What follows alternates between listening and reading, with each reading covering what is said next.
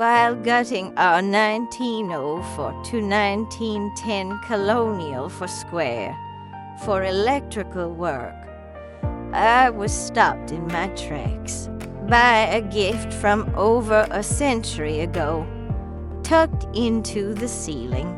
Like a time capsule, no one knew was there, were for rolls of original wallpaper, still intact, still vibrant, still full of early 1900s charm.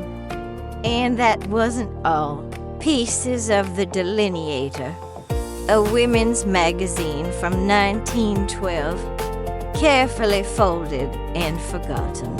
And then a delicate calling card, Mrs. T.J. Jones. Just that. No other clues. But in that small piece of paper, an entire life feels present. Who was she? Did she live here? Was she the one who papered these walls? Did she choose the pattern, hold these rolls, dream of how the rooms would look? This house is just 10 minutes outside Pittsburgh. But in that moment, time collapsed. I wasn't just rewiring old circuits. I was touching history. These aren't just artifacts. They're echoes. And instead of discarding them, we're preserving every piece. The wallpaper rolled gently. The magazine scraps sealed in archival sleeves. Mrs. Jones' card labeled with care. We'll honor her name. We'll protect what she left behind. Because when you restore an old home, you don't just rebuild walls. You become a keeper of stories. And if you've ever found something hidden in your floors, walls, or ceilings, you know this feeling. That quiet awe, that deep connection across time. If this story moves you, please like, comment, and subscribe to Haven and Hand for more moments of discovery, restoration, and homes filled with memory. Because some houses don't just have history, they remember us. My wedding story. I married the love of my life at the tender age of 20 years 6 days. He was 33. They all gasped. They all thought it was a shotgun wedding. They all said it would never last. I got married in the mountains of BC, Canada. It had rained buckets for 3 weeks prior to the day of the wedding, which was hot and sunny.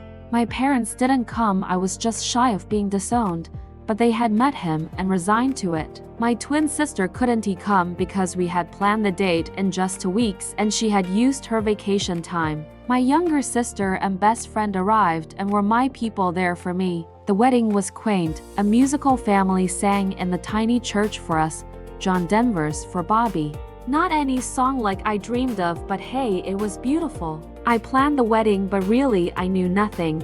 I was 20, a baby. Neekboers helped with food, flowers, cake. The local Helmken Falls Lodge held the reception. The night before my wedding, a Neekboer hemmed my gown, not the one I really wanted, and it wasn't a blind hem.